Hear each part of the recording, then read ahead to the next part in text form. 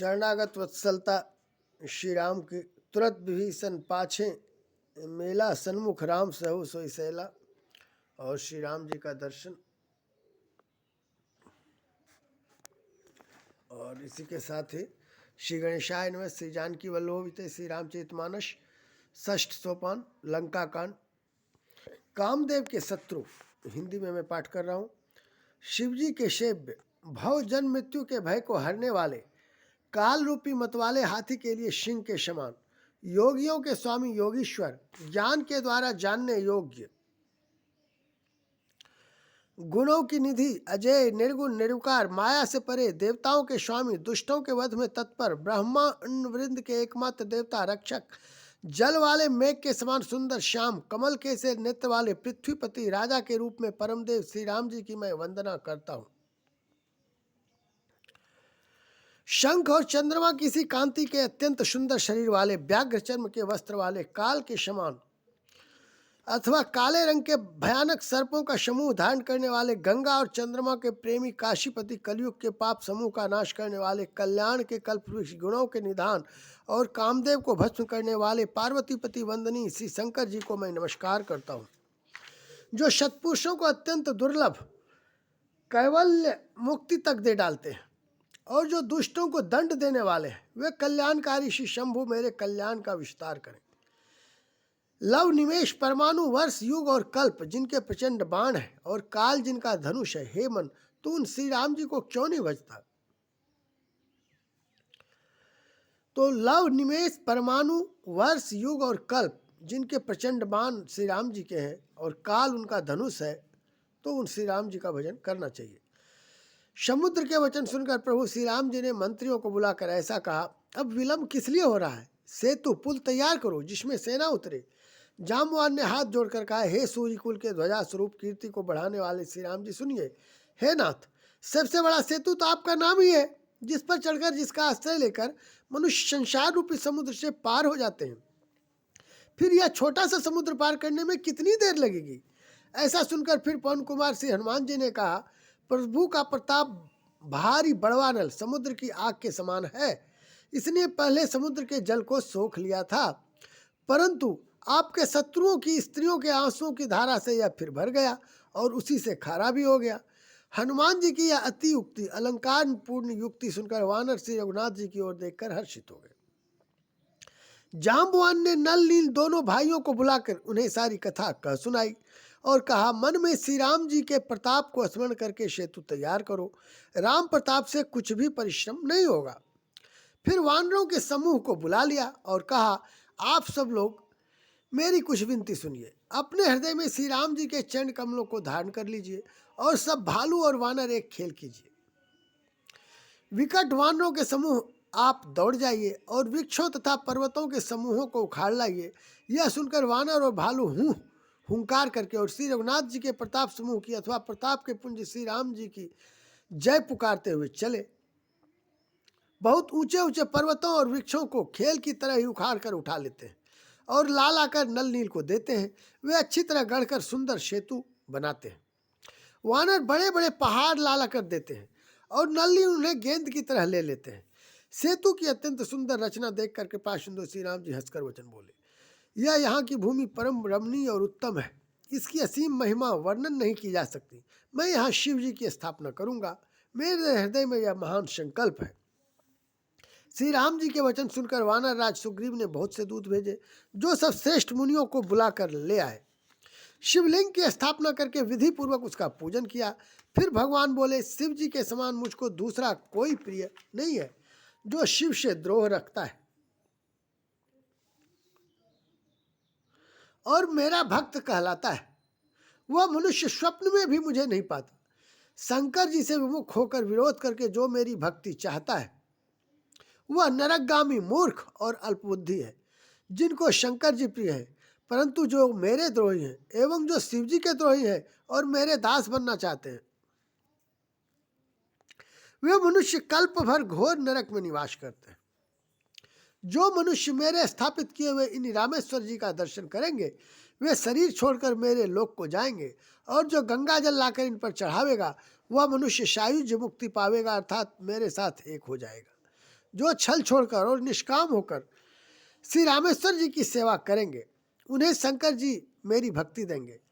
और जो मेरे बनाए सेतु का दर्शन करेगा, वह बिना ही परिश्रम संसार रूपी समुद्र से तर जाएगा। श्री राम जी के वचन सबके मन को अच्छे लगे। तद अनंतर वे श्रेष्ठ मुनि अपने अपने आश्रमों को लौट आए।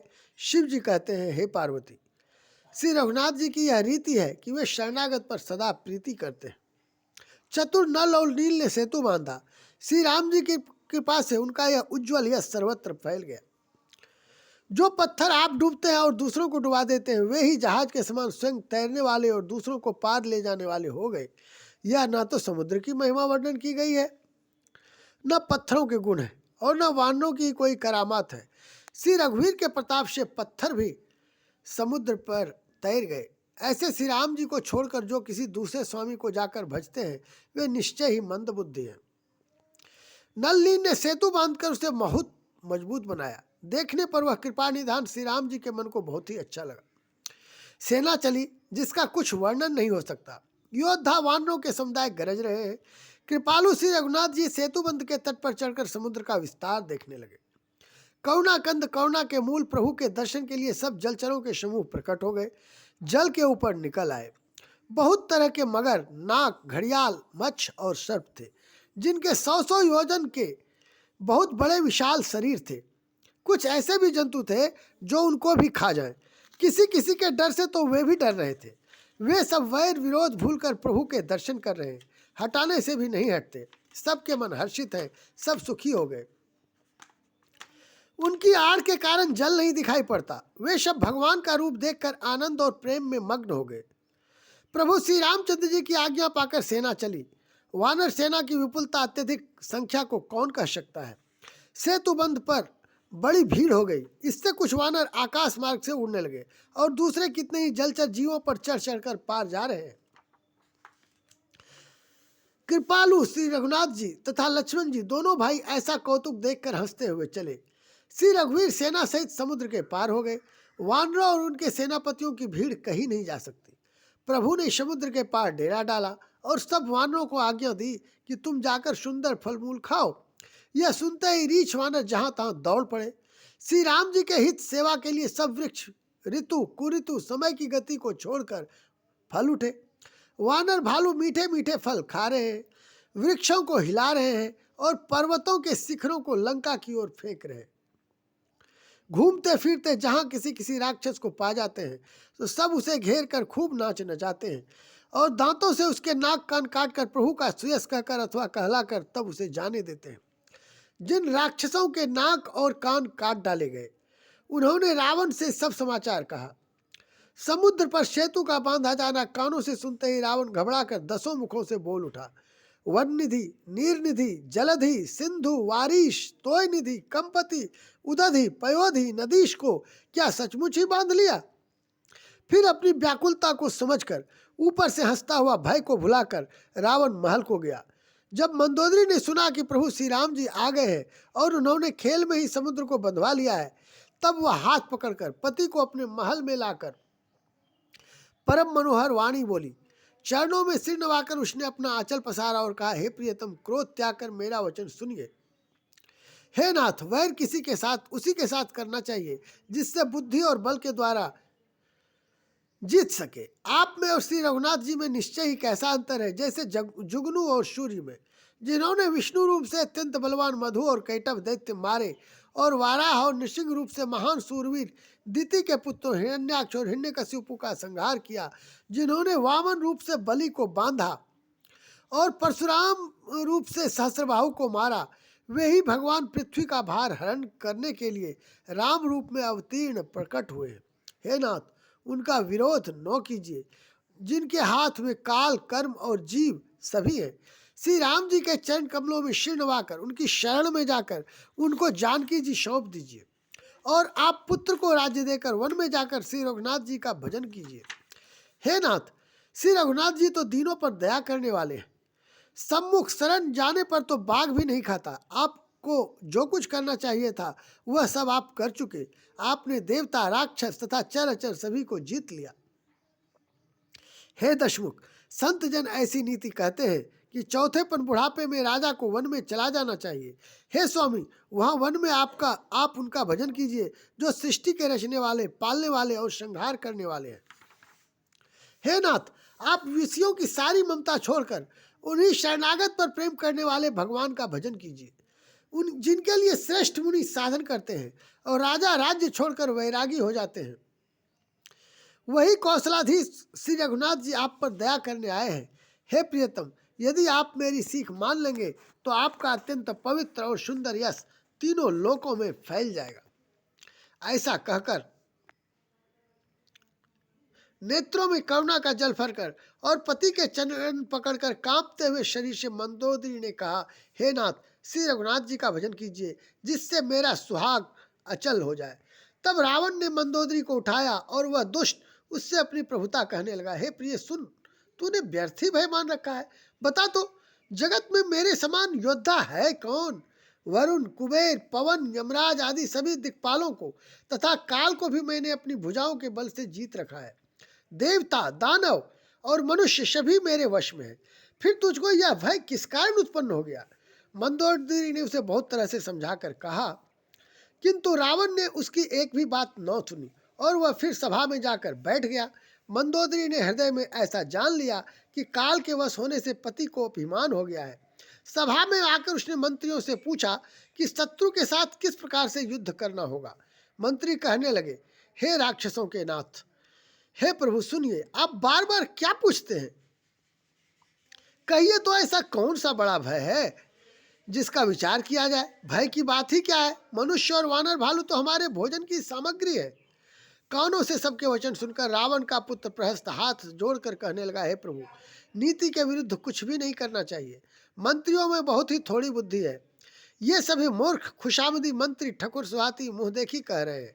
हे नाथ, इस प्रकार की बातों से पूरा नहीं पड़ेगा। एक ही बंदर समुद्र लांग कर आया था, उसका चरित्र सब लोग अब भी मन ही मन गाया करते हैं, स्मरण किया करते हैं।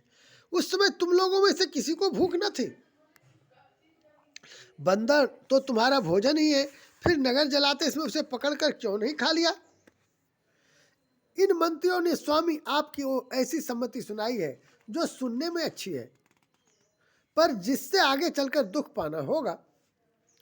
जिसने खेल ही खेल में समुद्र बना लिया और जो सेना सहित सुबेल पर्वत पर आ उतरा, हे भाई, कहो वह मनुष्य है जिसे कहते हो कि हम खा लेंगे?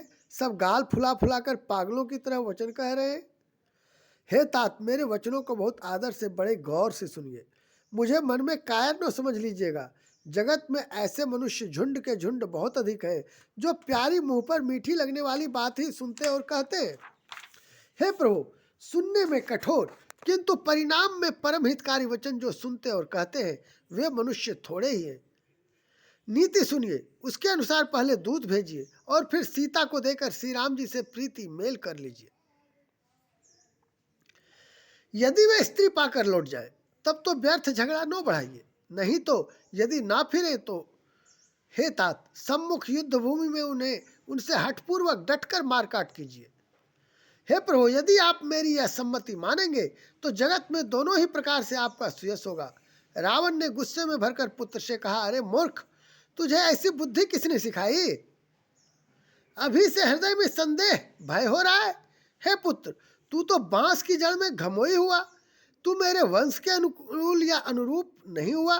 पिता की अत्यंत घोर और कठोर वाणी सुनकर प्रहस्त ये कड़े वचन कहता हुआ घर को चला गया।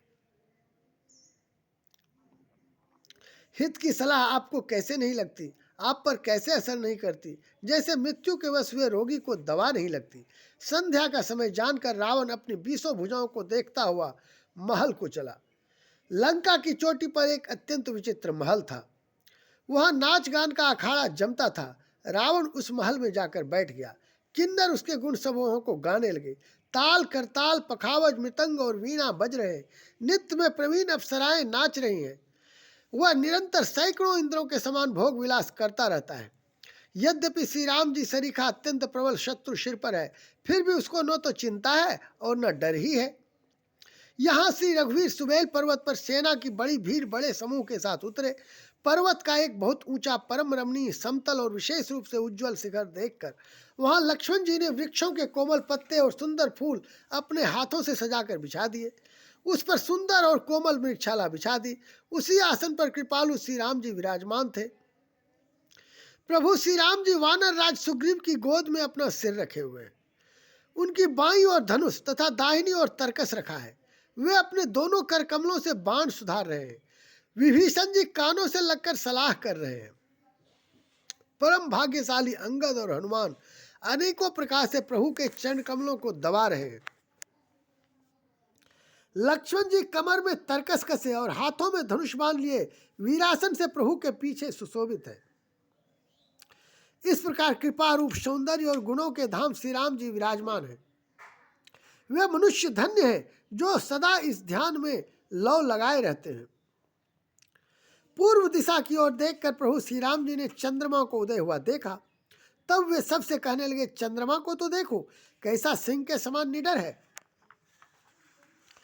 पूर्व दिशा रूपी पर्वत की गुफा में रहने वाला अत्यंत प्रताप, तेज और बल की राशि है चंद्रमा रूपी सिंह अंधकार रूपी मतवाले हाथी के मस्तक को विदीर्ण करके आकाश रूपी वन में निर्भय विचर रहा है।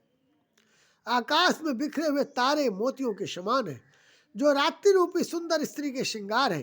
प्रभु ने कहा, भाइयों, चंद्रमा में जो कालापन है वह क्या है? अपनी अपनी बुद्धि के अनुसार कहो। सुग्रीव ने कहा, हे रघुनाथ जी सुनिए, चंद्रमा में पृथ्वी की छाया दिखाई दे रही है। किसी ने कहा, चंद्रमा को राहु ने मारा था, वही चोट का काला दाग हृदय पर पड़ा हुआ है। कोई कहता है, जब ब्रह्मा ने कामदेव की स्त्री रति का मुख बनाया तब उसने चंद्रमा का सार भाग निकाल लिया, जिससे रति का मुख तो परम सुंदर बन गया, परंतु चंद्रमा के हृदय में छेद हो गया। वही छेद चंद्रमा के हृदय में वर्तमान है, जिसकी राह से आकाश की काली छाया उसमें दिखाई पड़ती है। प्रभु श्री राम जी ने कहा, विष चंद्रमा का बहुत प्यारा भाई है, इसी से उसने विष को अपने हृदय में स्थान दे रखा है। विष युक्त अपने किरण समूह को फैलाकर वह वियोगी नर नारियों को जलाता रहता है। हनुमान जी ने कहा, हे प्रभु सुनिए, चंद्रमा आपका प्रिय दास है। आपकी सुंदर श्याम मूर्ति चंद्रमा के हृदय में बसती है, वही श्यामता की झलक चंद्रमा में है। पवन पुत्र हनुमान जी के वचन सुनकर सुजान श्री राम जी हंसे। फिर दक्षिण की ओर देखकर कृपा निधान प्रभु बोले, हे विभीषण, दक्षिण दिशा की ओर देखो, बादल कैसा घुमड़ रहा है और बिजली चमक रही है। भयानक बादल मीठे मीठे हल्के हल्के स्वर से गरज रहा है, कहीं कठोर ओलों की वर्षा न हो। विभीषण बोले, हे कृपालु सुनिए, यह ना तो बिजली है न बादलों की घटा। लंका की चोटी पर एक महल है। दशग्रीव रावण वहां नाच गान का अखाड़ा देख रहा है। रावण ने सिर पर मेघ डंबर, बादलों के डंबर जैसा विशाल और काला छत्र धारण कर रखा है। वही मानो बादलों की अत्यंत काली घटा है। मंदोदरी के कानों में जो कर्णफूल हिल रहे हैं, हे प्रभु, वही मानो बिजली चमक रही है। हे देवताओं के सम्राट सुनिए, अनुपम ताल और मृदंग बज रहे हैं, वही मधुर गर्जन ध्वनि है। रावण का अभिमान समझकर प्रभु मुस्कुराए। उन्होंने धनुष चढ़ाकर उस पर बाण का संधान किया और एक ही बाण से रावण के छत्र मुकुट और मंदोदरी के कर्णफूल काट गिराए। सबके देखते देखते हुए जमीन पर आ पड़े, पर इसका भेद कारण किसी ने नहीं जाना। ऐसा चमत्कार करके श्री राम जी का बाण वापस आकर फिर तरकस में जा घुसा। यह महान रसभंग रंग में भंग देखकर रावण की सारी सभा भयभीत हो गई। ना भूकंप हुआ, ना बहुत जोर की हवा आंधी चली, ना कोई अस्त्र शस्त्र ही नेत्रों से देखे। फिर ये छत्र मुकुट और कर्णफूल कैसे कटकर गिर पड़े? सभी अपने अपने हृदय में सोच रहे हैं कि यह बड़ा भयंकर अपशकुन हुआ। सभा को भयभीत देखकर रावण ने हंसकर युक्ति रचकर ये वचन कहे, सिरों का गिरना भी जिसके लिए निरंतर शुभ होता रहा है, उसके लिए मुकुट का गिरना अपशकुन कैसा? अपने अपने घर जाकर शोर हो, डरने की कोई बात नहीं है। तब सब लोग सिर नवाकर घर गए। जब से कर्णफूल पृथ्वी पर गिरा, तब से मंदोदरी के हृदय में सोच बस गया। नेत्रों में जल भरकर दोनों हाथ जोड़कर वह रावण से कहने लगी, हे प्राणनाथ, मेरी विनती सुनिए। हे प्रियतम, श्री राम से विरोध छोड़ दीजिए। उन्हें मनुष्य जानकर मन में हठ न पकड़े रहिए। मेरे इन वचनों पर विश्वास कीजिए कि वे रघुकुल के शिरोमणि श्री रामचंद्र जी विश्वरूप है। यह सारा विश्व उन्हीं का रूप है।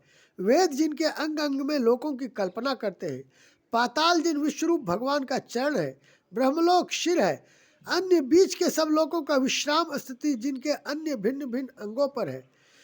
भयंकर काल जिनका भ्रिकुटी संचालन भवों का चलना है। सूर्य नेत्र है, बादलों का समूह बाल है। अश्विनी कुमार जिनकी नासिका है। रात और दिन जिनके अपार निमेष पलक मारना और खोलना है। दशों दिशाएं कान है, वेद ऐसा कहते हैं। वायु श्वास है और वेद जिनकी अपनी वाणी है। लोभ जिनका अधर ओठ है। यमराज भयानक दांत है। माया हंसी है। दिक्पाल भुजाएं हैं। अग्नि मुख है। वरुण जीव है। उत्पत्ति पालन और प्रलय जिनकी चेष्टा क्रिया है। 18 प्रकार की असंख्य वनस्पतियां जिनकी रोमावली है। पर्वत अस्थियां हैं। नदियां नशों का जाल है। समुद्र पेट है और नरक जिनकी नीचे की इंद्रियां हैं। इस प्रकार प्रभु विश्व में है, अधिक कल्पना उहापोह क्या की जाए। शिव जिनका अहंकार है। ब्रह्मा बुद्धि है। चंद्रमा मन है और महान विष्णु ही चित्त है। उन्हीं चराचर रूप भगवान श्री राम जी ने मनुष्य रूप में निवास किया है। हे प्राणपति सुनिए, ऐसा विचार कर प्रभु से वैर छोड़कर श्री रघुवीर के चरणों में प्रेम कीजिए, जिससे मेरा सुहाग न जाए। पत्नी के वचन कानों से सुनकर रावण खूब हंसा और बोला है, ओहो, मोह अज्ञान की महिमा बड़ी बलवान है। स्त्री का स्वभाव सब सत्य ही कहते हैं कि उसके हृदय में 8 अवगुण सदा रहते हैं। साहस, झूठ, चंचलता, माया, छल, भय, डरपोकपन, अविवेक, मूर्खता, अपवित्रता और निर्दयता। तूने शत्रु का समग्र विराट रूप गाया और मुझे उसका बड़ा भारी भय सुनाया। हे प्रिय, वह सब, यह चराचर विश्व तो स्वभाव से ही मेरे वश में है। तेरी कृपा से मुझे यह अब समझ पड़ा। हे प्रिय, तेरी चतुराई मैं जान गया। तू इस प्रकार इसी बहाने मेरी प्रभुता का बखान कर रही है। हे मृगनयनी, तेरी बातें बड़ी गूढ़ रहस्य भरी हैं, समझने पर सुख देने वाली और सुनने से भय छुड़ाने वाली है। मंदोदरी ने मन में ऐसा निश्चय कर लिया कि पति को कालवश मतिभ्रम हो गया है। इस प्रकार अज्ञानवश बहुत से विरोध करते हुए रावण को शवेरा हो गया। तब स्वभाव से ही निडर और घमंड में अंधा लंकापति सभा में गया। यद्यपि बाल दल अमृत सा जल बरसाते हैं तो भी वेद फूलता फलता नहीं। इसी प्रकार चाहे ब्रह्मा के समान भी ज्ञानी गुरु मिले तो भी मूर्ख के हृदय में चेत ज्ञान नहीं होता। यहाँ सुबेल पर्वत पर प्रातःकाल श्री रघुनाथ जी जागे और उन्होंने सब मंत्रियों को बुलाकर सलाह पूछी कि शीघ्र बताइए, अब क्या उपाय करना चाहिए। जामवन ने श्री राम जी के चरणों में सिर नवाकर कहा, हे सर्वज्ञ, सब कुछ जानने वाले, हे सबके हृदय में बसने वाले अंतर्यामी, हे बुद्धि, बल, तेज, धर्म और गुणों की राशि सुनिए। मैं अपनी बुद्धि के अनुसार सलाह देता हूँ कि बाली कुमार अंगद को दूत बनाकर भेजा जाए। यह अच्छी सलाह सबके मन में जच गई। कृपा के निधान श्री राम जी ने अंगद से कहा, हे बल, बुद्धि और गुणों के धाम बाली पुत्र, हे तात, तुम मेरे काम के लिए लंका जाओ। तुमको बहुत समझाकर क्या कहूँ, मैं जानता हूँ तुम परम चतुर हो। शत्रु से वही बातचीत करना चाहिए जिससे हमारा काम हो और उसका कल्याण हो। प्रभु की आज्ञा सिर चढ़ाकर और उनके चरणों की वंदना करके अंगद जी उठे और बोले, हे भगवान श्री राम जी, आप जिस पर कृपा करें वही गुणों का समुद्र हो जाता है। स्वामी के सब कार्य अपने आप सिद्ध हैं। यह तो प्रभु ने मुझको आदर दिया है जो मुझे अपने कार्य पर भेज रहे हैं। ऐसा विचार कर युवराज अंगद का हृदय हर्षित और शरीर पुलकित हो गया। चरणों की वंदना करके और भगवान की प्रभुता हृदय में धरकर अंगद सबको सिर नवाकर चले। प्रभु के प्रताप को हृदय में धारण किए हुए रणबांकुरे वीर बालीपुत्र स्वाभाविक ही निर्भय है।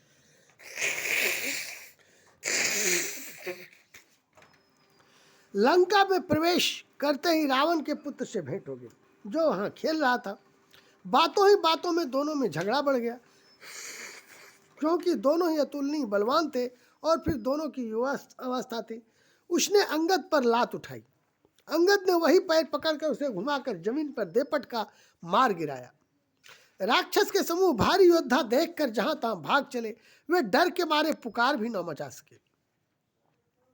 एक दूसरे को मर्म असली बात नहीं बतलाते। उस रावण के पुत्र का वध समझकर सब चुप मार कर रह जाते हैं। रावण पुत्र की मृत्यु जानकर राक्षस और राक्षसों के भय को मारे भागते देखकर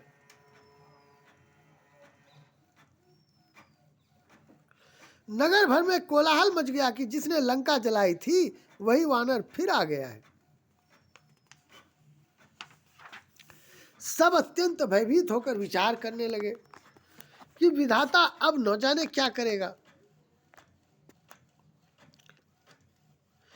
वे बिना पूछे ही अंगद को रावण के दरबार की राह बता देते हैं। जिसे ही वे देखते हैं वही डर के मारे सूख जाता है। श्री राम जी के चरण कमलों का स्मरण करके अंगद रावण की सभा के द्वार पर गए और वे धीर वीर और बल की राशि अंगद सिंह की सी एड़ शान से इधर उधर देखने लगे। तुरंत ही उन्होंने एक राक्षस को भेजा और रावण को अपने आने का समाचार सूचित किया। सुनते ही रावण हंसकर बोला, बुला लाओ, देखें कहाँ का बंदर है। आज्ञा पाकर बहुत से दूर दौड़े और वानरों में हाथी के समान अंगद को बुला लाए। अंगद ने रावण को ऐसे बैठे हुए देखा जैसे कोई प्राण युक्त सजीव काजल का पहाड़ हो। भुजाएं वृक्षों के और सिर पर्वतों के शिखरों के समान है। रोमावली मानो बहुत सी लताएं हैं। मुंह, नाक, नेत्र और कान पर्वत की कंदरा और खोहों के बराबर है। अत्यंत बलवान बांके वीर बालीपुत्र अंगद सभा में गए। वे मन में जरा भी नहीं झिझके। अंगद को देखते ही सब सभासद उठ खड़े हुए। यह देखकर रावण के हृदय में बड़ा क्रोध हुआ। जैसे मतवाले हाथियों के झुंड में सिंह निसंग होकर चला जाता है, वैसे ही श्री राम जी के प्रताप का हृदय में स्मरण करके वे निर्भय सभा में सिर नवाकर बैठ गए। रावण ने कहा, अरे बंदर, तू कौन है? अंगद ने कहा, हे दशग्रीव, मैं श्री रघुवीर का दूत हूँ। मेरे पिता से और तुमसे मित्रता थी, इसलिए हे भाई मैं तुम्हारी भलाई के लिए ही आया हूँ। तुम्हारा उत्तम कुल है, पुलस्त ऋषि के तुम पौत्र हो। शिव जी की और ब्रह्मा जी की तुमने बहुत प्रकार से पूजा की है, उनसे वर पाए हैं और सब काम सिद्ध किए हैं। लोकपालों और सब राजाओं को तुमने जीत लिया है। राजमत से या मोहवश तुम जगत जननी सीता जी को हर लाए हो। अब तुम मेरे शुभ वचन, मेरी हित भरी सलाह सुनो। उसके अनुसार चलने से प्रभु श्री राम जी तुम्हारे सब अपराध क्षमा कर देंगे। दांतों में तिनका दबाओ, गले में कुल्हाड़ी डालो और कुटुंबियों सहित अपनी स्त्रियों को साथ लेकर आदर पूर्वक जानकी जी को आगे करके इस प्रकार सब भय छोड़कर चलो। और हे शरणागत के पालन करने वाले, हे रघुवंश शिरोमणि श्री राम जी, मेरी रक्षा कीजिए, रक्षा कीजिए। इस प्रकार आर्त प्रार्थना करो। आर्त पुकार सुनते ही प्रभु तुमको निर्भय कर देंगे। रावण ने कहा, अरे बंदर के बच्चे, संभाल कर बोल। मूर्ख, मुझ देवताओं के शत्रु को तूने जाना नहीं? अरे भाई, अपना और अपने बाप का नाम तो बता। किस नाते से मित्रता मानता है? अंगद ने कहा, मेरा नाम अंगद है, मैं बाली का पुत्र हूँ। उनसे कभी तुम्हारी भेंट हुई थी? अंगद का वचन सुनते ही रावण कुछ सकुचा गया और बोला, हाँ मैं जान गया, मुझे याद आ गया, बाली नाम का एक बंदर था। अरे अंगद, तू ही बाली का लड़का है? अरे कुलनाशक, तू तो अपने कुल रूपी बांस के लिए अग्नि रूप ही पैदा हुआ, गर्भ में ही क्यों न नष्ट हो गया? तू व्यर्थ ही पैदा हुआ जो अपने ही मुंह से तपस्वियों का दूत कहलाया। अब बाली की कुशल तो बता, वह आजकल कहाँ है? तब अंगद ने हंसकर कहा, 10 कुछ दिन बीतने पर स्वयं ही बाली के पास जाकर अपने मित्र को हृदय से लगाकर उसी से कुशल पूछ लेना। श्री राम जी से विरोध करने पर जैसी कुशल होती है वह सब तुमको वे सुनावेंगे। हे मूर्ख, सुन, भेद उसी की मन में पड़ सकता है, भेद नीति उसी पर अपना प्रभाव डाल सकती है जिसके हृदय में श्री रघुवीर ना हो। सच है, मैं तो कुल का नाश करने वाला हूँ और हे रावण, तुम कुल के रक्षक हो। अंधे बहरे भी ऐसी बात नहीं कहते। तुम्हारे तो 20 नेत्र और 20 कान है। शिव, ब्रह्मा आदि देवता और मुनियों के समुदाय जिनके चरणों की सेवा करना चाहते हैं, उनका दूत होकर मैंने कुल को डुबा दिया। अरे ऐसी बुद्धि होने पर भी तुम्हारा हृदय फट नहीं जाता? वानर अंगद की कठोर वाणी सुनकर रावण आंखें तरेर कर तिरछी करके बोला, अरे दुष्ट, मैं तेरे सब कठोर वचन इसलिए सह रहा हूँ कि मैं नीति और धर्म को जानता हूँ, उन्हीं की रक्षा कर रहा हूँ। अंगद ने कहा, तुम्हारी धर्मशीलता मैंने भी सुनी है, वह यह कि तुमने पराई स्त्री की चोरी की है और दूत की रक्षा की बात तो अपनी आंखों से देख ली। ऐसे धर्म के व्रत को धारण पालन करने वाले तुम डूब कर मर नहीं जाते? नाक कान से रहित बहन को देखकर तुमने धर्म विचार कर ही तो क्षमा कर दिया था। तुम्हारी धर्मशीलता जग जाहिर है। मैं भी बड़ा भाग्यवान हूँ जो मैंने तुम्हारा दर्शन पाया। रावण ने कहा, अरे जड़ जंतु वानर, व्यर्थ बकबक न कर। अरे मूर्ख, मेरी भुजाएं तो देख, ये सब लोकपालों के विशाल बल रूपी चंद्रमा को गसने के लिए राहु हैं। फिर तूने सुना ही होगा कि आकाश रूपी तालाब में मेरी भुजाओं रूपी कमलों पर बसकर शिव जी सहित कैलाश हंस के समान शोभा को प्राप्त हुआ था। अरे अंगद सुन, तेरी सेना में बता, ऐसा कौन योद्धा है जो मुझसे भिड़ सकेगा? तेरा मालिक तो स्त्री के वियोग में बलहीन हो रहा है और उसका छोटा भाई उसी के दुख से दुखी और उदास है। तुम और सुग्रीव दोनों नदी के तट के वृक्ष हो। रहा मेरा छोटा भाई विभीषण, सो वह भी बड़ा डरपोक है।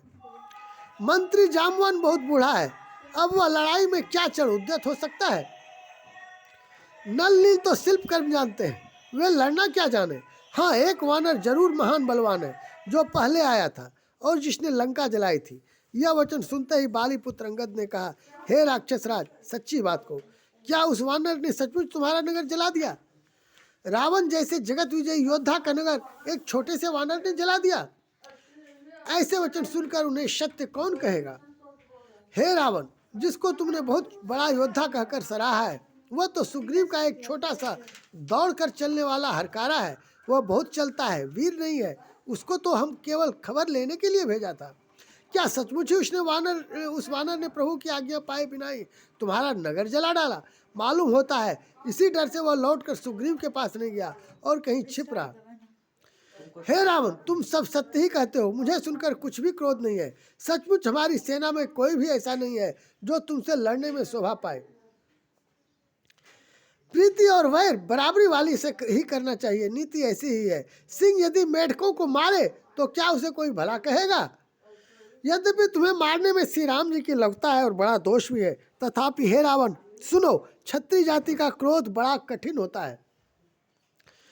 वक्रोक्ति रूपी व धनुष्य वचन रूपी बाण मारकर अंगद ने शत्रु का हृदय जला दिया।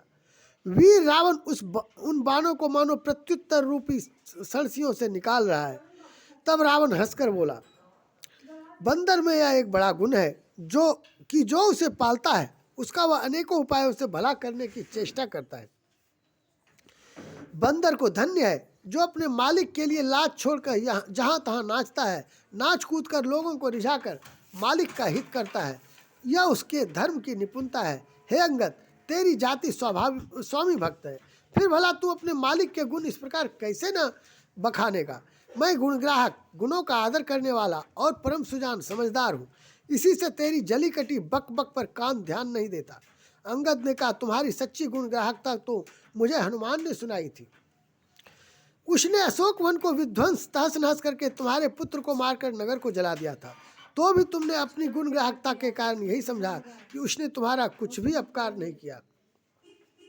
तुम्हारा वही सुंदर स्वभाव विचार कर हे दशग्रीव, मैंने कुछ धृष्टता की है। हनुमान ने जो कुछ कहा था उससे आकर मैंने प्रत्यक्ष देख लिया कि तुम्हें न लज्जा है, न क्रोध है और न चिढ़ है।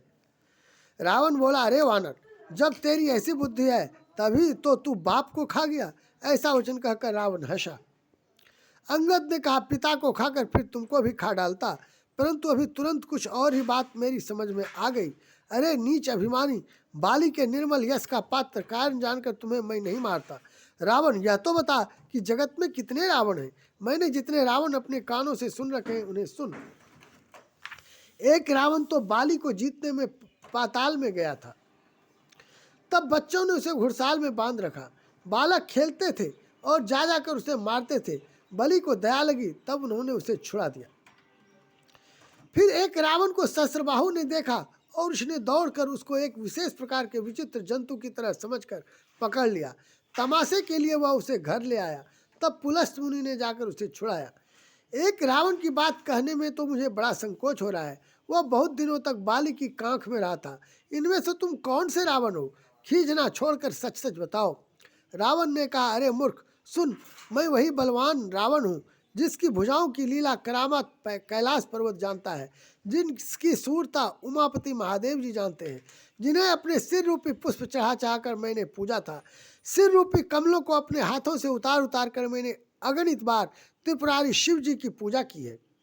अरे मूर्ख, मेरी भुजाओं का पराक्रम दिक्पाल जानते हैं, जिनके हृदय में वह आज भी चुभ रहा है।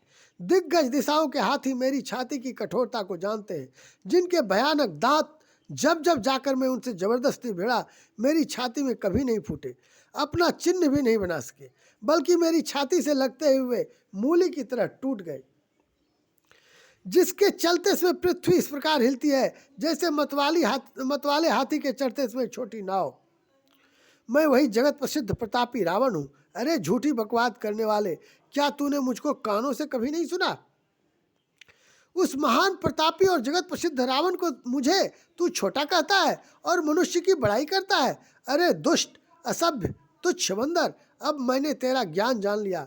रावण के वचन सुनकर अंगद क्रोध सहित वचन बोले, अरे नीच अभिमानी, संभाल कर सोच समझ कर बोल। जिनका फरसा सहस्त्रबाहु की भुजाओं रूपी अपार वन को जलाने के लिए अग्नि के समान था, जिनके फरसा रूपी समुद्र की तीव्र धारा में अग्नित राजा अनेकों बार डूब गए, उन परशुराम जी का गर्व जिन्हें देखते ही भाग गया। अरे अभागे दस्ती, इसमें मनुष्य क्यों करे? क्यों रे मूर्ख उद्दंड, श्री रामचंद्र जी मनुष्य हैं, कामदेव भी क्या धनुर्धारी है, और गंगा जी क्या नदी है, कामधेनु क्या पशु है, और कल्पवृक्ष क्या पेड़ है, अन्न भी क्या दान है, और अमृत क्या रस है, गरुड़ जी क्या पक्षी हैं, शेष जी क्या सर्प हैं।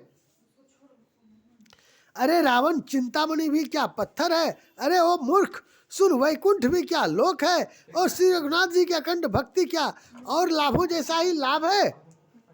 सेना समेत तेरा मान मत कर, अशोक वन को उजाड़ कर, नगर को जलाकर, और तेरे पुत्र को मारकर जो लौट गए, तू उनका कुछ भी ना बिगाड़ सका।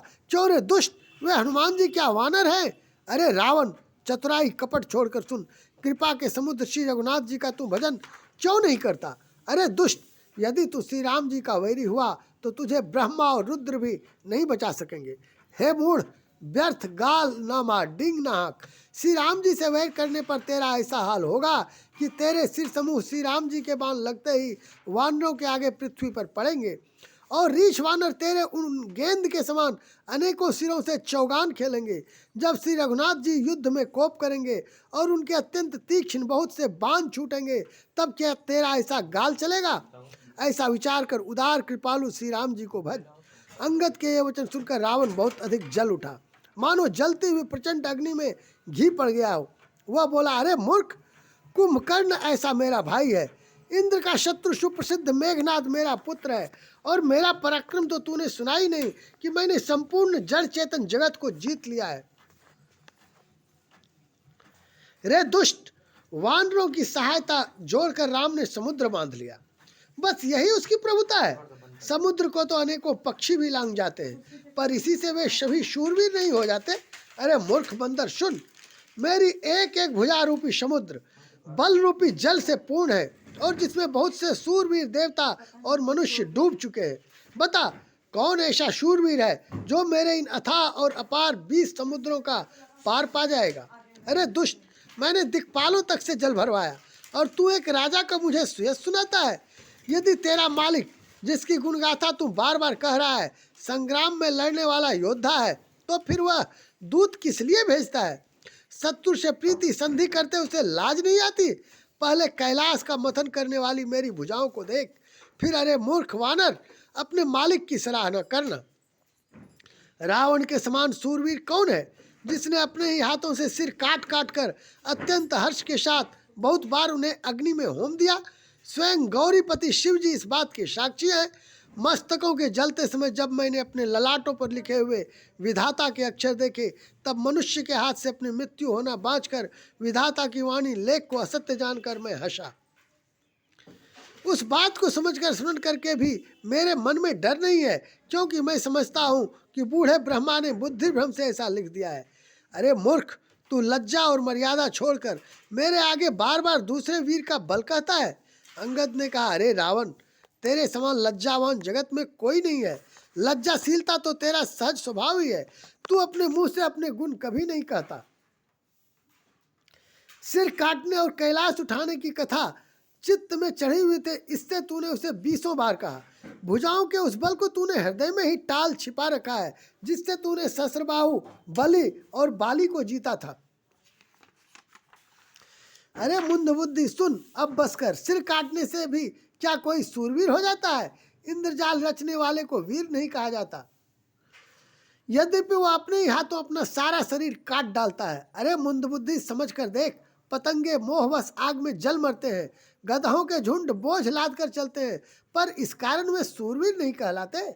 अरे दुष्ट, अब बतबढ़ाव मत कर, मेरा वचन सुन और अभिमान त्याग दे। हे दसमुख, मैं दूत की तरह संधि करने नहीं आया हूँ। श्री रघुवीर ने ऐसा विचार कर मुझे भेजा है। कृपालु श्री राम जी बार बार ऐसा कहते हैं कि सियार के मारने से सिंह को यश नहीं मिलता। अरे मूर्ख, प्रभु के उन वचनों को मन में समझकर ही याद करके ही मैंने तेरे कठोर वचन सहे हैं, नहीं तो तेरे मुंह तोड़कर मैं सीता जी को जबरदस्ती ले जाता। अरे अधम, देवताओं के शत्रु, तेरा बल तो मैंने तभी जान लिया जब तू सूने में पराई स्त्री को हर चुरा लाया। तू राक्षसों का राजा और बड़ा अभिमानी है, परंतु मैं तो श्री रघुनाथ जी के सेवक, सुग्रीव का दूत, सेवक का भी सेवक हूँ।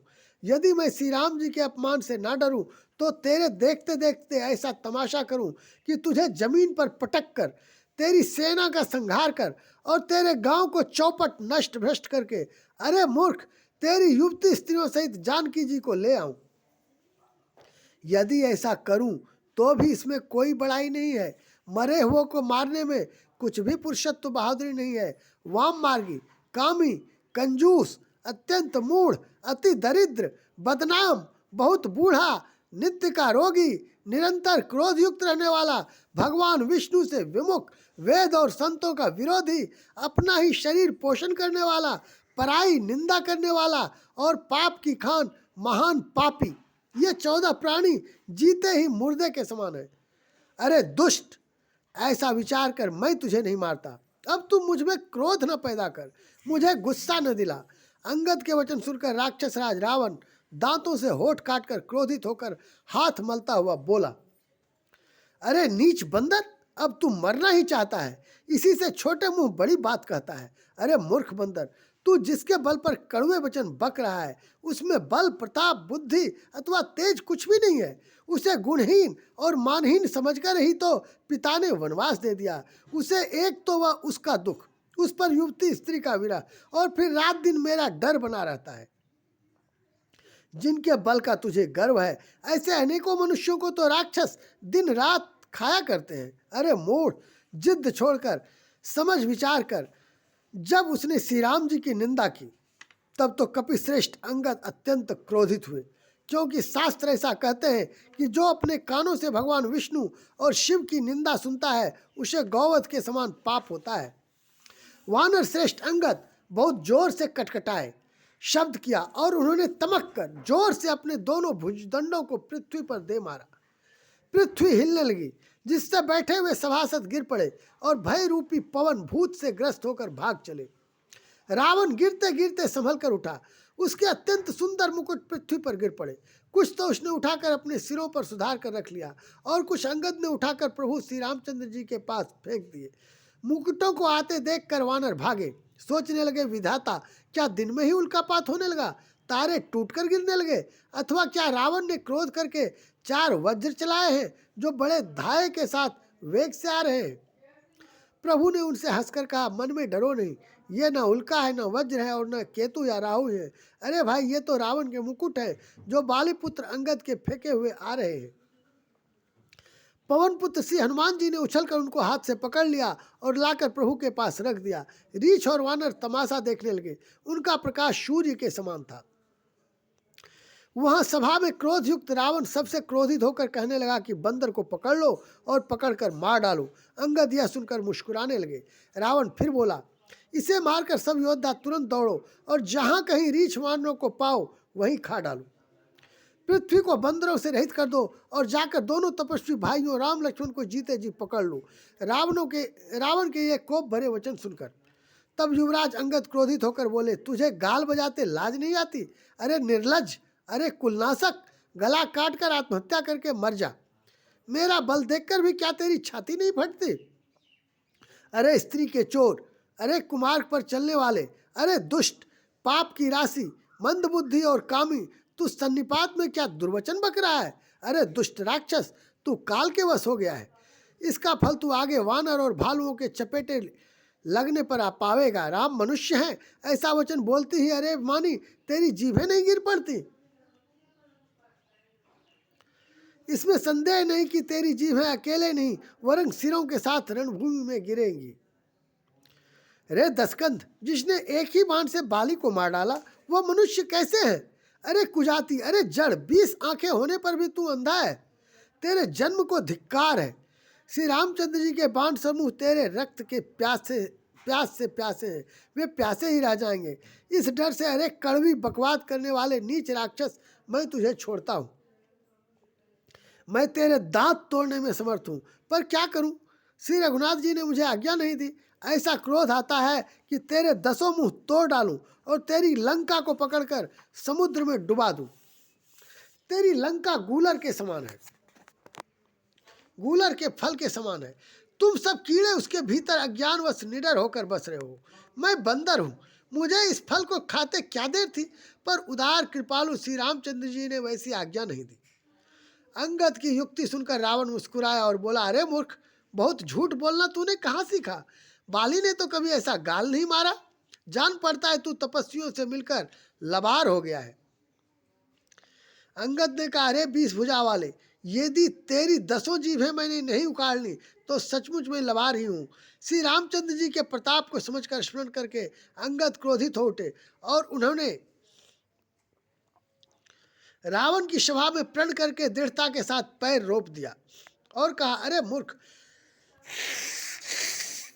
यदि तुम मेरा चरण हटा सके तो श्री राम जी लौट जाएंगे। मैं सीता जी को हार गया। रावण ने कहा, हे सब वीरों सुनो, पैर पकड़कर बंदर को पृथ्वी पर पछाड़ दो। इंद्रजीत, मेघनाथ आदि अनेकों बलवान योद्धा जहां तहां से हर्षित होकर उठे। वे पूरे बल से बहुत से उपाय करके झपटते हैं, पर पैर टलता नहीं। तब सिर नीचा करके फिर अपने अपने स्थान पर जा बैठ जाते हैं। काक भुसुंडी जी कहते हैं, वे देवताओं के शत्रु राक्षस फिर उठकर झपटते हैं, परंतु हे सर्पों के शत्रु गरुड़ जी, अंगद का चरण उनसे वैसे ही नहीं टलता जैसे कुयोगी विषयी पुरुष मोह रूपी वृक्ष को नहीं उखाड़ सकते। करोड़ों वीर योद्धा जो बल में मेघनाथ के समान थे हर्षित होकर उठे। वे बार बार झपटते हैं, पर वानर का चरण नहीं उठता। तब लज्जा के मारे सिर नवाकर बैठ जाते हैं। जैसे करोड़ों विघ्न आने पर भी संत का मन नीति को नहीं छोड़ता, वैसे ही वानर अंगद का चरण पृथ्वी को नहीं छोड़ता। यह देखकर शत्रु रावण का मद दूर हो गया। अंगद का बल देखकर सब हृदय में हार गए। तब अंगद के ललकारने पर रावण स्वयं उठा। जब वह अंगद का चरण पकड़ने लगा तब बाली कुमार अंगद ने कहा, मेरा चरण पकड़ने से तेरा बचाव नहीं होगा। अरे मूर्ख, तू जाकर श्री राम जी के चरण क्यों नहीं पकड़ता? यह सुनकर वह मन में बहुत ही सकुचा कर लौट गया। उसकी सारी श्री जाती रही। वह ऐसा तेजहीन हो गया जैसे मध्याह्न में चंद्रमा दिखाई देता है। वह सिर नीचा करके सिंहासन पर जा बैठा।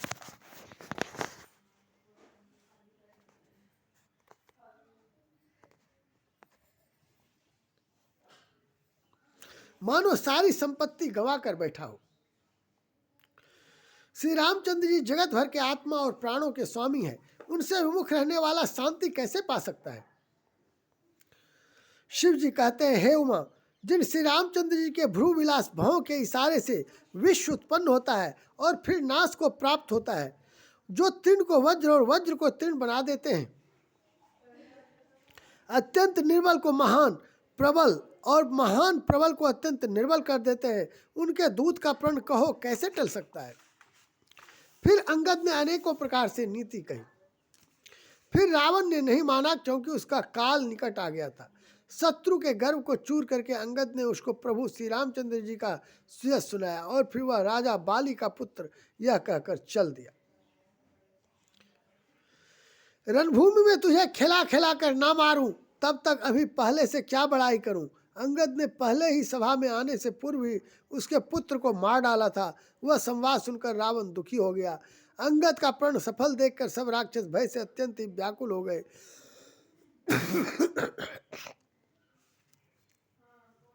शत्रु के बल का मर्दन कर बल की राशि बाली पुत्र अंगद जी ने हर्षित होकर आकर श्री रामचंद्र जी के चरण पकड़ लिए। उनका शरीर पुलकित है और नेत्रों में आनंदाश्रुओं का जल भरा है। संध्या हो गई जानकर दशग्रीव विलखता हुआ उदास होकर महल में गया। मंदोदरी ने रावण को समझाकर फिर कहा, हे कांत, मन में समझकर विचार कर कुबुद्धि को छोड़ दो। आपसे और श्री रघुनाथ जी से युद्ध शोभा नहीं देता। उनके छोटे भाई ने जरा सी रेखा खींच दी थी, उसे भी आप नहीं लांघ सके।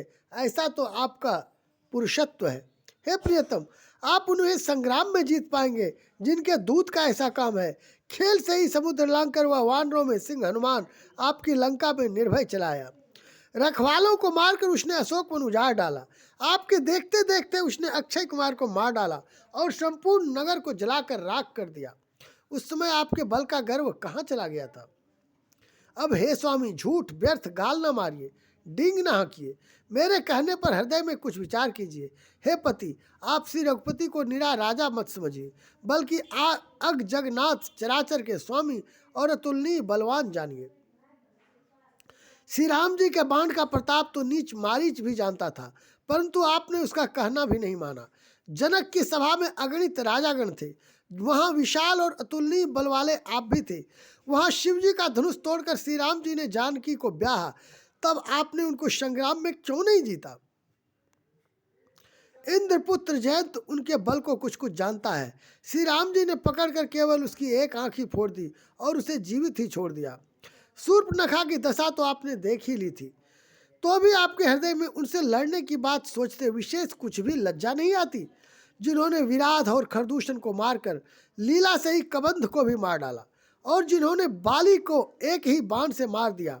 हे दशकंठ, आप उन्हें उनके महत्व को समझिए, जिन्होंने खेल से ही समुद्र को बंधा लिया और जो प्रभु सेना सहित सुबेल पर्वत पर उतर पड़े।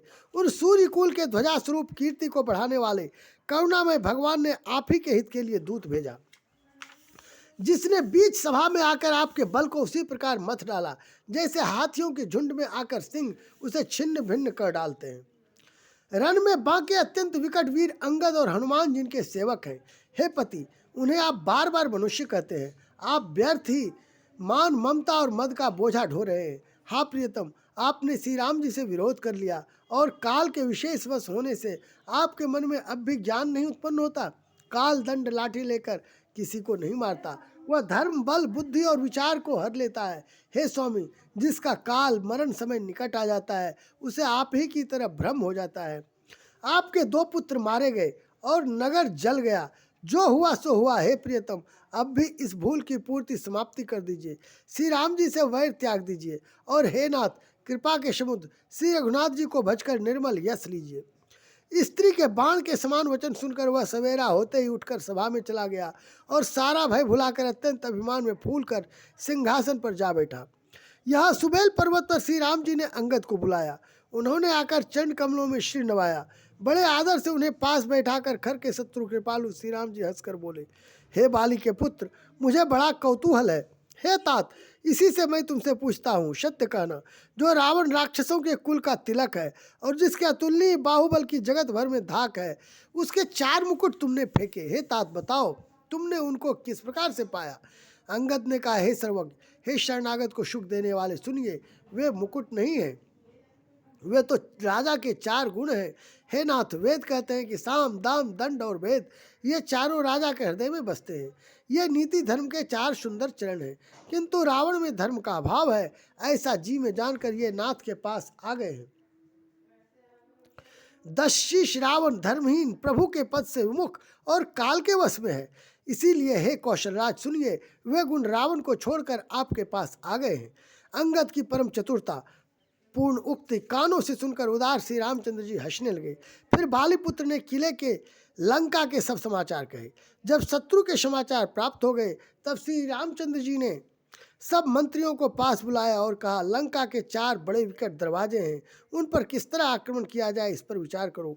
तब वानर राज सुग्रीव, ऋक्षपति जाम्बवान और विभीषण ने हृदय में सूर्य कुल के भूषण श्री रघुनाथ जी का स्मरण किया और विचार करके उन्हें कर्तव्य निश्चित किया। वानरों की सेना के 4 दल बनाए और उनके लिए यथा योग्य जैसे चाहिए वैसे सेनापति नियुक्त किए। फिर सब यूथपतियों को बुला लिया और प्रभु का प्रताप कहकर सबको समझाया। जिसे सुनकर वानर सिंह के समान गर्जना करके दौड़े।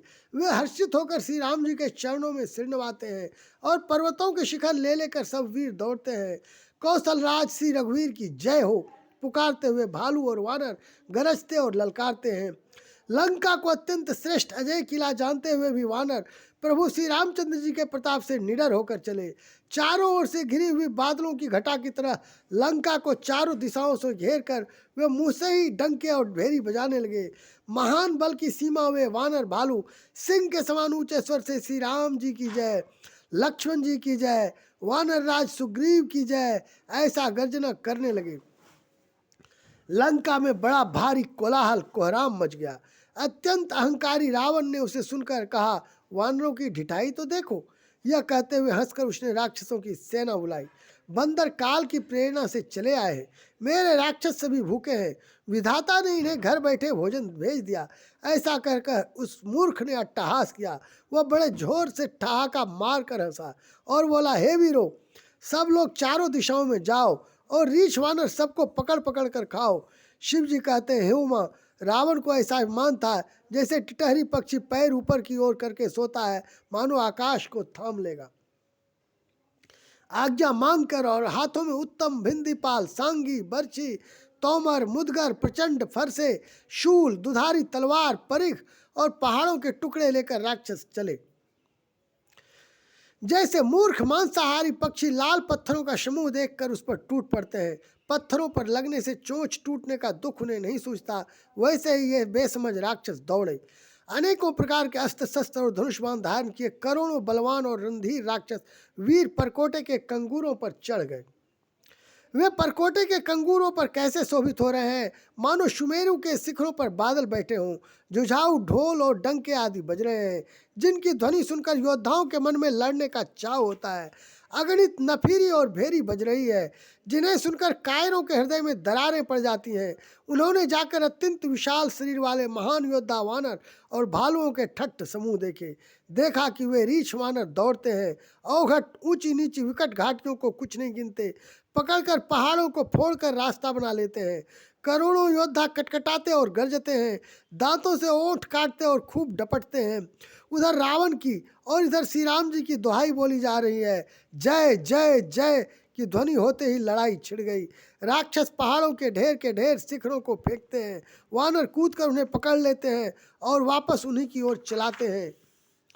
प्रचंड वानर और भालू पर्वतों के टुकड़े ले लेकर किले पर डालते हैं। वे झपटते हैं और राक्षसों के पैर पकड़कर उन्हें पृथ्वी पर पटक कर भाग चलते हैं और फिर ललकारते हैं। बहुत ही चंचल और बड़े तेजस्वी वानर भालू बड़ी फुर्ती से उछलकर किले पर चढ़ चढ़कर गए और जहां तहां महलों में घुसकर श्री राम जी का यश गाने लगे। फिर एक एक राक्षस को पकड़कर वे वानर भाग चले। ऊपर आप और नीचे राक्षस योद्धा इस प्रकार वे किले पर धरती पर आ गिरते हैं। श्री राम जी के प्रताप से प्रबल वानरों के झुंड राक्षस योद्धाओं के समूह योद्धाओं को मसल रहे हैं। वानर फिर जहां तहां किले पर चढ़ गए और प्रताप में सूर्य के समान श्री रघुवीर की जय बोलने लगे। राक्षसों के झुंड वैसे ही भाग चले जैसे जोर की हवा चलने पर बादलों के समूह तितर बितर हो जाते हैं। लंका नगरी में बड़ा भारी हाहाकार मच गया। बालक, स्त्रियां और रोगी असमर्थता के कारण रोने लगे। सब मिलकर रावण को गालियां देने लगे कि राज्य करते हुए इसने मृत्यु को बुला लिया।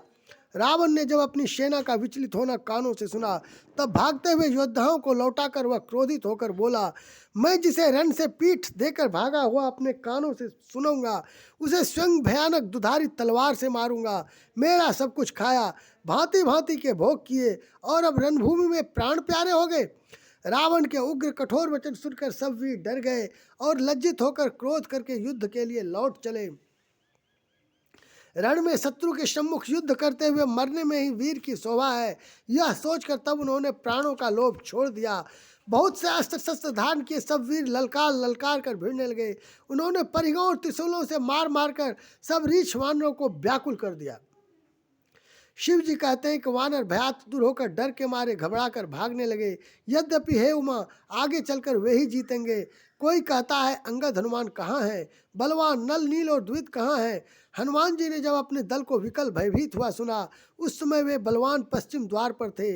वहां उनसे मेघनाद युद्ध कर रहा था। वह द्वार टूटता न था, बड़ी भारी कठिनाई हो रही थी। तब पवनपुत्र हनुमान जी के मन में बड़ा भारी क्रोध हुआ। वे काल के समान योद्धा बड़े जोर से गरजे और कूद कर लंका के किले पर आ गए और पहाड़ लेकर मेघनाद की ओर दौड़े। रथ तोड़ डाला, सारथी को मार गिराया और मेघनाद की छाती में लात मारी। दूसरा सारथी मेघनाद को व्याकुल जानकर उसे रथ में डालकर तुरंत घर ले आया। इधर अंगद ने सुना कि पवनपुत्र हनुमान किले पर अकेले ही गए हैं, तो रण में बांके पालीपुत्र वानर के खेल की तरह उछलकर किले पर चढ़ गए। युद्ध में शत्रुओं के विरुद्ध दोनों वानर क्रुद्ध हो गए। हृदय में श्री राम जी के प्रताप का स्मरण करके दोनों दौड़कर रावण के महल पर जा चढ़े और कौशल राज श्री राम जी की दुहाई बोलने लगे। उन्होंने कलश सहित महल को पकड़कर ढहा दिया। यह देखकर राक्षस राज रावण डर गया। सब स्त्रियां हाथों से छाती पीटने लगीं और कहने लगीं कि अब की बार दो उत्पाती वानर एक साथ आ गए। वानर लीला करके घुड़की देकर दोनों उनको डराते हैं और श्री रामचंद्र जी का सुंदर यश सुनाते हैं। फिर सोने के खंभों को हाथों से पकड़कर उन्होंने परस्पर कहा कि अब उत्पात आरंभ किया जाए। वे गर्ज कर शत्रु की सेना के बीच में कूद पड़े और अपने भारी भुजबल से उसका मर्दन करने लगे। किसी की लात से और किसी की थप्पड़ से खबर लेते हैं और कहते हैं कि तुम श्री राम जी को नहीं भजते, उसका यह फल लो। एक को दूसरे से रगड़कर मसल डालते हैं और सिरों को तोड़कर फेंकते हैं। वे सिर जाकर रावण के सामने गिरते हैं और ऐसे फूटते हैं मानो दही के कूड़े फूट रहे हों। जिन बड़े बड़े मुखियों प्रधान सेनापतियों को पकड़ पाते हैं, उनके पैर पकड़कर उन्हें प्रभु के पास फेंक देते हैं। विभीषण जी उनके नाम बतलाते हैं और श्री राम जी उन्हें भी अपना धाम परम पद दे देते हैं। ब्राह्मणों का मांस खाने वाले वे नरभोजी दुष्ट राक्षस भी वह परम गति पाते हैं जिसकी योगी भी याचना किया करते हैं, परंतु सहज में नहीं पाते। शिव जी कहते हैं, हे उमा, श्री राम जी बड़े ही कोमल हृदय और करुणा की खान है। वे सोचते हैं कि राक्षस मुझे वैर भाव से ही सही स्मरण तो करते ही है।